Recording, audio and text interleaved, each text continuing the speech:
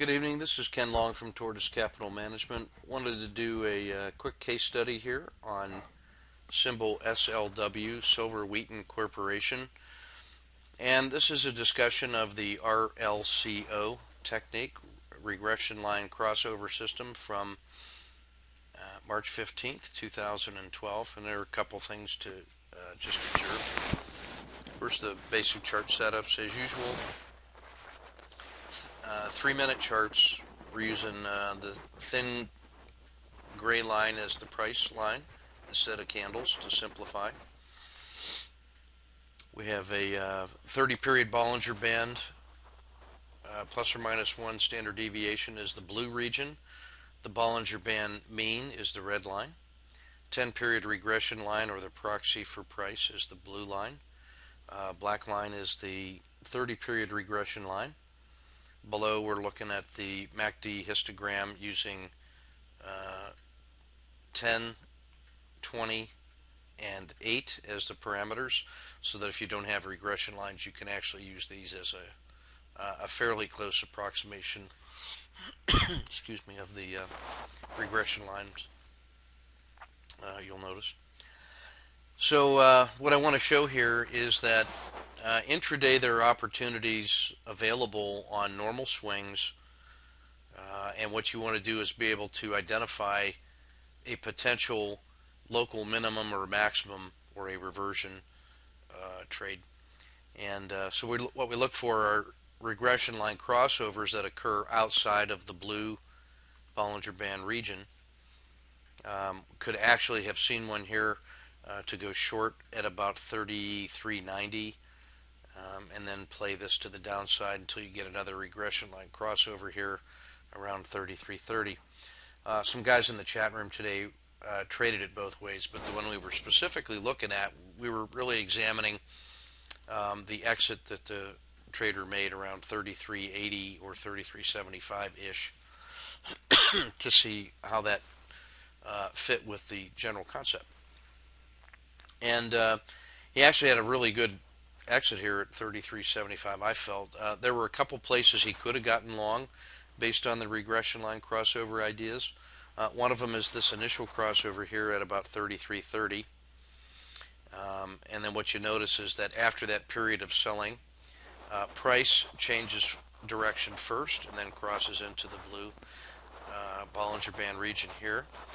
And then shortly after that, the regression line 10 period crosses into the blue, and then shortly after that the 30 period regression line crosses into the Bollinger Band. Now anytime we have a crossover and a local minimum or a reversion starting, our target is always back to the Bollinger Band mean. You can see how it chopped around a little bit on the north side of that red line.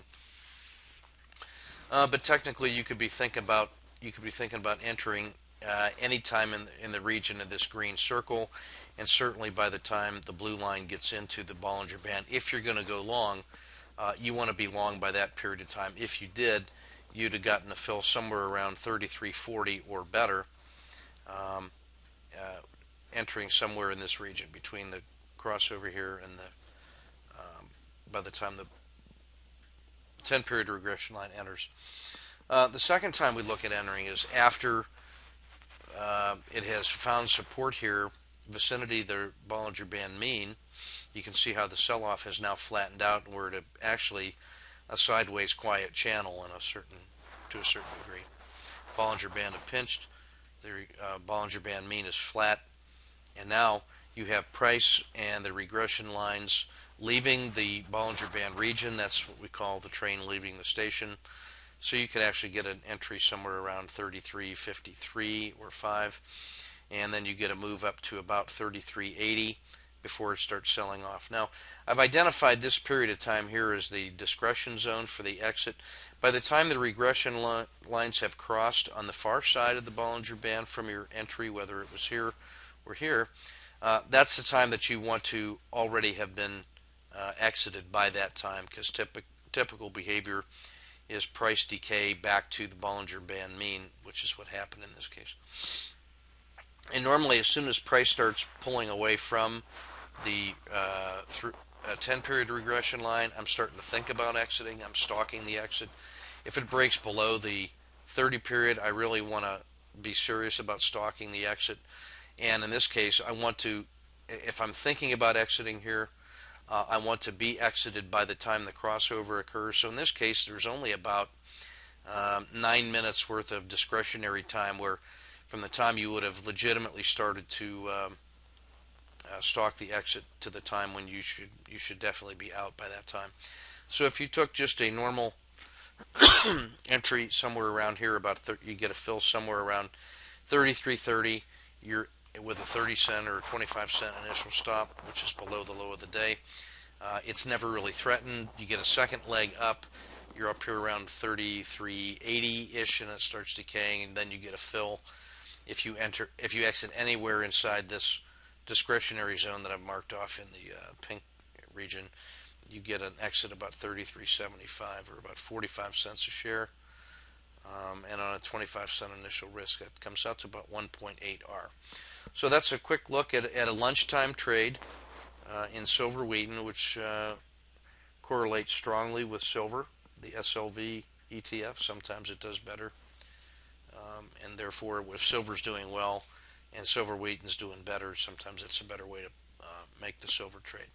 So anyway, that's just a quick look at regression line crossover using a commodity stock, in this case, silver wheaten, looking at some potential entries and the idea of stalking in the discretion zone for the exit, and then just the larger case here of normal swings during the day, that we pay attention to crossovers that occur outside of the Bollinger Band, and then when it crosses over to the downside and then the other way. So what you had was big swing down, big swing up, two opportunities to trade this in both directions today.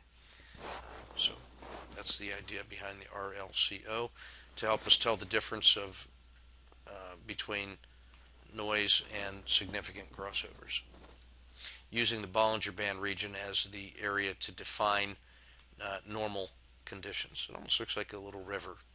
When it crosses on the far side of the river, that's good. So, this is Ken Long towards Capital Management. Keep your powder dry and your risk measured.